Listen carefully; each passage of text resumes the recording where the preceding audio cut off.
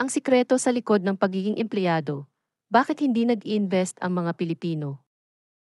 Maraming Pilipino ang pinipiling maging empleyado kaysa mag-invest. Bakit kaya? Tradisyon at kultura ang madalas na dahilan. Nakagisnan na ang pagiging empleyado bilang ligtas na landas. Takot sa pagkawala ng puhunan ang isa sa mga pangunahing hadlang. Mas pinipili nila ang seguridad kaysa sa risk.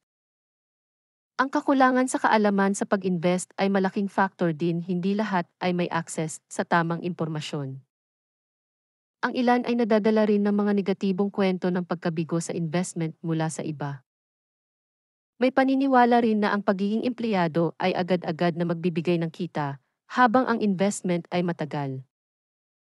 Pero, mahalagang malaman na ang tamang investment ay maaaring magbigay ng mas magandang kinabukasan.